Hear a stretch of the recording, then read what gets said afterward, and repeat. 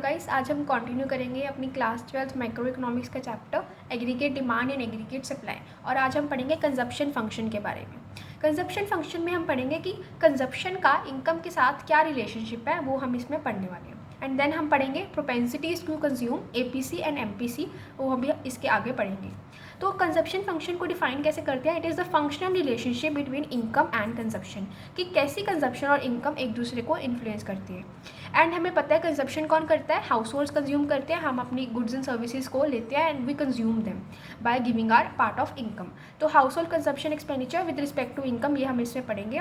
And इसको कैसे depict करते हैं? C is equal to function of Y, कैसे वाई इंक्रीज होगी और कैसे उसका सी के ऊपर इम्पैक्ट पड़ेगा, ऐसे इसको डिपिक्ट करते हैं। तो इसको डायग्रामेटिकली कैसे बनाएंगे? जैसे हमने कंजप्शन ले ली एंड इनकम ले ली, तो हमें पता है कि जीरो लेवल ऑफ इनकम पे भी कुछ ना कुछ कंजप्शन होती है, that is called autonomous consumption. तो जीरो इनकम पे 50, 100 पे 100, 200 150, 300 200, 400 एंड 250। तो जब हमने इसको डायग्रामेटिकली प्रेजेंटेशन की, इनकम एक्स एक्सिस पे एंड वाई एक्सिस पे कंजप्शन, तो zero level of 45 degree line बनाएगी ये हमारी, that is our income. And consumption हमारी वाई एक्सिस से शुरू होगी क्योंकि वो जीरो कभी नहीं हो सकती, तो दिस इज कंजप्शन कर्व। तो जब यहाँ पे पॉइंट ये इंटरसेक्ट करेंगे उसको बोलेंगे E point, that is break even point, जहाँ पे हमारी कंजप्शन और हमारी इनकम इक्वल है। ये है हमारा ब्रेक इवन पॉइंट। एंड इससे पहले जो हमारा ये ग्राफ बनेगा, this is called dissavings. Dissavings मतलब जब हमारी जो सेविंग्स हैं वो नेगेटिव होंगी, मतलब जब हमारी कंजप्शन हमारी इनकम से ज़्यादा होगी, उसको बोलते हैं हम डिस सेविंग्स। डिस सेविंग्स मतलब C is greater than Y और when S are savings are negative, इसको बोलते हैं डिस सेविंग्स। तो ये हमारी डायग्रामेटिक प्रेजेंटेशन होगी। एंड इसके ऑब्जर्वेशंस क्या हैं? That is autonomous consumption, this is C bar where y is equal to 0 but our consumption is there, something कुछ ना कुछ हम कंज्यूम करेंगे, so that is called consumption, autonomous consumption. Then हमने देखा कि c की पॉजिटिव स्लोप है because and c and y दोनों की पॉजिटिव स्लोप है। इसका मतलब कि relationship between income and consumption is positive, कि जितनी हमारी इनकम बढ़ेगी उतनी ही हमारी कंजप्शन इंक्रीज़ होगी, एंड जितनी हमारी इनकम कम होगी उतनी ही हमारी कंजप्शन कम होगी। क्योंकि अगर मेरे पास ज़्यादा इनकम है तो मैं ज़्यादा खर्चे करूँगी, और अगर मेरे पास कम इनकम है तो मेरी कंजप्शन भी कम होगी, मेरे खर्चे भी कम होंगे। Then before the break even point Y is less than C, क्योंकि शुरुआत में हमारी इनकम कम होती है लेकिन हमारी कंजप्शन तो हमें चाहिए ही चाहिए होती है। तो इसको हम बोलते हैं डिस सेविंग्स, जिसमें हम बोरो करते हैं या हम अपनी सेविंग्स को यूटिलाइज़ करते हैं। देन ई क्या है? ब्रेक इवन पॉइंट, जहाँ पे सेविंग जीरो है लेकिन C is equal to Y, consumption Y के इक्वल है जिससे कि हमारी सेविंग्स जो है वो जीरो है।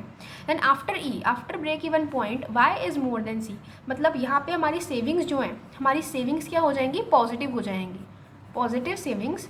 एंड हमारी सी इज़ लेस देन वाई, मतलब हमारी वाई सी से ज़्यादा है, कंजप्शन हमारी इनकम से कम हो जाएगी और हमारी सेविंग्स जो है वो पॉजिटिव हो जाएंगी। तो ये है कंजप्शन फंक्शन।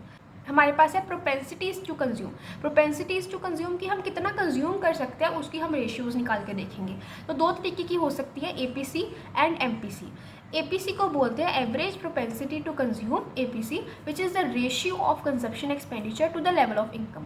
मतलब जो हमारा कंजप्शन एक्सपेंडिचर होगा और जितनी हमारी इनकम होगी, अगर हम उनको डिवाइड करके देखेंगे वो हमें देगा एवरेज प्रोपेंसिटी टू कंज्यूम, कि हम एवरेज कितना कंज्यूम कर रहे हैं वो हमें एपीसी बताएगी। ठीक है, एपीसी का फॉर्मूला क्या है? C ratio Y, C divided by Y. And इसके एग्जांपल देखो, कंजप्शन अगर हमारी 70 है, हमने 70 यूनिट्स कंज्यूम की एंड वाई हमारी 100 है, ठीक है, इनकम हमारी 100 है, तो एपीसी क्या हो जाएगा? 70/100 which is 0.7। That means 0.7 of income, मतलब इसका 70%, इनकम का 70% हम कंज्यूम कर रहे हैं, और सेविंग्स कितनी हो रही है? सिर्फ 30 पर। मतलब अगर 100 टोटल इनकम है तो हम इसका 7th पार्ट यूटिलाइज़ कर रहे हैं, मतलब 70 हम कंज्यूम कर रहे हैं और सिर्फ इसका 3rd पार्ट हम सेव कर रहे हैं। ठीक है। देन एपीसी के बारे में कुछ ऑब्जर्वेशंस कि एपीसी कभी भी ज़ीरो नहीं हो सकता। क्यों? क्योंकि एपीसी ज़ीरो होने के लिए हमें ऊपर सी ज़ीरो चाहिए, तभी हमारे एपीसी ज़ीरो होगा ना, 0/y, तभी हमारा एपीसी ज़ीरो होगा। लेकिन हमारी कंजप्शन कभी भी ज़ीरो नहीं हो सकती, वो हमने पढ़ा हुआ है कि ऑटोनॉमस कंजप्शन हमेशा एग्जिस्ट करेगी, कंजप्शन हमारी कभी ज़ीरो हो ही नहीं सकती, हमारी सर्वाइवल नीड्स हैं, तो इसीलिए ऑटोनॉमस कंजप्शन की वजह से एपीसी कभी ज़ीरो नहीं हो सकता। देन एपीसी ग्रेटर देन 1 कब होगा? एपीसी ग्रेटर देन 1 तब होगा जब हमारी इनकम हमारी कंजप्शन से कम होगी और कंजप्शन हमारी ज़्यादा होगी। सपोज़ जैसे कि 10 है और यहाँ पे 15 है, यहाँ पे इनकम कंजप्शन से कम है, लेकिन अगर ये केस हो 15/10, दिस इज़ 1.5, दैट मीन्स हमारी 1 से ज़्यादा है। तो हमेशा जब न्यूमिनेटर डिनोमिनेटर से ज़्यादा होगा तब जाके हमारी कंजप्शन इनकम से ज़्यादा होगी, एंड तब हमारा APC 1 से ज़्यादा होगा। नेक्स्ट है APC is equal to 1। APC कब इक्वल होगा 1 के? जब हमारी कंजप्शन इनकम की इक्वल होगी। सपोज यहाँ पे हमारी 15/15 है, so it will give us 1, so therefore consumption is equal to income, तब जाके हमारी APC 1 हो जाएगी। Then APC less than 1। APC less than 1 यहाँ इस केस में था जैसे C जो है वो Y से कम हो, ऐसे 10/15, इसमें न्यूमिनेटर डिनोमिनेटर से कम है, सो इट विल गिव अस 2/3, ये 0.6 समथिंग, ठीक है। तो इससे हमारी जो APC है वो 1 से छोटी आई है, it means consumption is less than income. Next है हमारे पास APC falls with increase in income. ऐसा क्यों? क्योंकि जब हमारी इनकम इंक्रीज होगी तो हमारी कंजप्शन तो डेफिनेटली इंक्रीज होगी, लेकिन कहीं ना कहीं ऐसा पॉइंट आ जाएगा जब हमारी कंजप्शन एक तरह की रुक जाएगी, क्योंकि मेरी इनकम बढ़ रही है तो मेरी कंज्यूम करने की कैपेसिटी बढ़ेगी, लेकिन कहीं ना कहीं जाके जैसे रिच कंट्रीज़ में होता है कि उनकी कंजप्शन फुलफिल हो चुकी होती है कि हमारी इनकम बढ़ेगी लेकिन हम इतना ही कंज्यूम करेंगे, इससे ज़्यादा कर ही नहीं सकते, जितनी भी हमारी नीड्स हैं वो फुलफिल हो गई। तो इसीलिए हमारी एवरेज प्रोपेंसिटी टू कंज्यूम कि हम कितना कंज्यूम कर रहे हैं एक टाइम पे वो कम होने लग जाएगा। So therefore APC falls with increase in Y। Next है हमारे पास marginal propensity to consume MPC। तो कंजप्शन फंक्शन की नेक्स्ट प्रोपेंसिटी टू कंज्यूम कौन सी है? Marginal propensity to consume. Marginal propensity to consume की जब हमारी किसी पर्टिकुलर केस पे कंजप्शन और इनकम में जब हम रेशियो करके डिवाइड करके उसका आंसर निकालेंगे तो क्या आएगा? मतलब ratio of change in consumption expenditure with change in income, कि अगर मेरी इनकम 50 से 100 हो रही है और मेरी कंजप्शन 20 से 40 हो रही है, तो इस पर्टिकुलर केस पे मेरी प्रोपेंसिटी टू कंज्यूम क्या होगी, उसको हम कैसे शो करेंगे? मार्जिनल प्रोपेंसिटी टू कंज्यूम से, विच इज़ कॉल्ड MPC। तो MPC का फॉर्मूला क्या आएगा? ΔC/ΔY। ΔC मतलब change in consumption expenditure, ΔY मतलब चेंज इन इनकम। तो एग्जांपल देखो, कंजप्शन चेंज फ्रॉम 70 to 110, 70 से 110 हमारी कंजप्शन इंक्रीज हुई। इनकम चेंज फ्रॉम 100 to 200, तो MPC क्या होगा? Change in consumption, that is 110 - 70, यही चेंज है ना, तो it will give us 40, and change in income that is 200 - 100, that is 100। So MPC कितना आया? 0.4। भी MPC के कुछ ऑब्जर्वेशंस देखो। MPC varies between 0 and 1, 0 and 1 के बीच ही MPC हो सकता है, क्योंकि इनकम इज स्पेंट और कंज्यूम्ड। मतलब हम इनकम को क्या कर सकते हैं, या तो इनकम को कंज्यूम करेंगे या सेव करेंगे, ठीक है। इनकम या तो हम इसको यूटिलाइज करेंगे या जो हमारी इनकम बचेगी उसको सेव कर लेंगे। तो MPC कैसे हम डिटरमाइन करेंगे? एंटायर Y इज कंज्यूम्ड, अगर हम पूरी की पूरी इनकम सेव कंज्यूम कर रहे हैं, ठीक है, हम दो केसेस लेके चल रहे हैं, इनकम मैंने कंज्यूम कर ली सारी की सारी, तो MPC 1 होगा। देखो MPC क्या होता है? ΔC/ΔY। तो अगर मैंने सारा कंज्यूम कर लिया, that is ΔY/ΔY, so MPC क्या हो जाएगी? 1। और ऐसे ही अगर मैंने पूरी की पूरी सेव कर ली तो हमारी MPC क्या हो जाएगी? डेल्टा, मतलब मैंने कुछ कंज्यूम नहीं किया, सब कुछ सेव कर लिया, तो this will give us ΔC/ΔY। Consumption मेरी 0 है, ΔY को कोई फ़र्क नहीं पड़ेगा, तो यहाँ पे क्या हो जाएगी? 0 वैल्यू। तो मतलब MPC तब 0 होगी जब पूरी की पूरी एडिशनल इनकम मैंने सेव कर ली, एंड MPC 1 कब होगी? जब मैंने पूरी की पूरी एडिशनल इनकम कंज्यूम कर ली। तो therefore only 2 cases can be there कि या तो MPC 0 से 1 के बीच में ही वेरी करेगा, इससे ज़्यादा वैल्यूज़ इसकी हो नहीं सकती और इससे कम वैल्यू इसकी हो नहीं सकती। Then MPC is more of poor than rich. MPCs poor लोगों के ज़्यादा होते हैं एज़ कम्पेरेटिव टू रिच।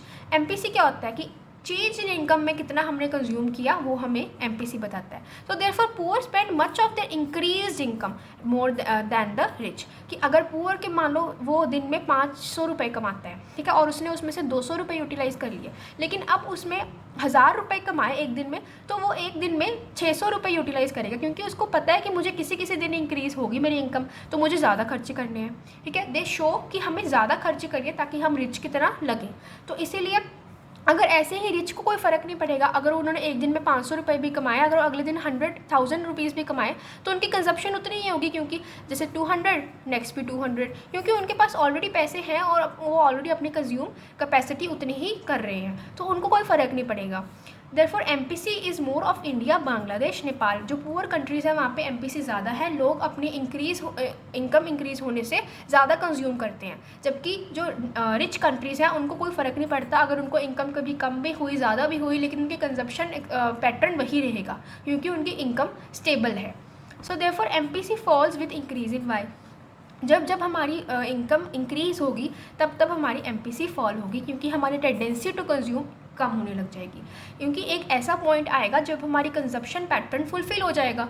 ठीक है, अगर मेरे 500 पहले मेरी इनकम 500 थी और मेरे कंज्यूम करने की कैपेसिटी 600 थी, लेकिन मेरी अभी इनकम 1000 हो गई, अब मेरी कंज्यूम करने की कैपेसिटी 800 होगी, लेकिन अब मेरी इनकम 1200 होगी। अब मैं फाइनली कितना इंक्रीज़ कर लूँगी, 900 से इंक्रीज़ कर लूँगी, क्योंकि मेरी कंजप्शन पैटर्न इस रेंज में ही फुलफ़िल हो रही है। अब मुझे क्यों ज़रूरत है कि मैं ज़्यादा खर्चा करूँ, मैं अपनी इनकम सेव करूँगी फ्यूचर के लिए। ठीक है, अगर नेक्स्ट टाइम मेरी इनकम 1500 होगी तो आई विल थिंक कि मैं ज़्यादा कंज्यूम ना करूँ, मेरी इतने में ही फुलफ़िल हो रही है, तो मेरी capacity to consume as leading to increase in income वो कम हो जाएगी, क्योंकि मेरी कंजप्शन ऑलरेडी फुलफ़िल हो रही है उतने पैसों में, तो मैं सेव करने के ऊपर ज़्यादा ध्यान दूंगी। So therefore MPC falls with increase in Y, therefore because tendency to consume will decrease. जब स्लोप निकालते हैं वो किससे डिपिक्ट होती है, एमपीसी। ठीक है, अगर हम कंजप्शन कर्व को हम डायग्रामेटिकली बना के देखें, जैसे हमने पिछले पेज पे देखा था, ऐसे this is our consumption, this is our income. तो जो ये कंजप्शन की ये कर्व होती है, ये किससे डिटरमाइन होती है, मार्जिनल प्रोपेंसिटी टू कंज्यूम से। ठीक है, एंड एपीसी क्या होता है, total consumption with respect to total Y. इसमें डिफरेंस देखो, ये बीच में कंफ्यूजिंग है कि एपीसी क्या होता है, total consumption upon total Y, कि जितनी टोटल कंजप्शन है और हमारी टोटल वैल्यू ऑफ वाई है उसको हम रेशियो करेंगे। लेकिन एमपीसी क्या होता है, एमपीसी होता है जो हमारी एडिशनल कंजप्शन है, जो हमारी चेंज हुई है कंजप्शन और हमारी जो चेंज हुई है इनकम, उनकी रेशियो करेंगे, that is MPC. So if you find this video helpful please like and subscribe. हम पढ़ेंगे सेविंग फंक्शन। Thank you.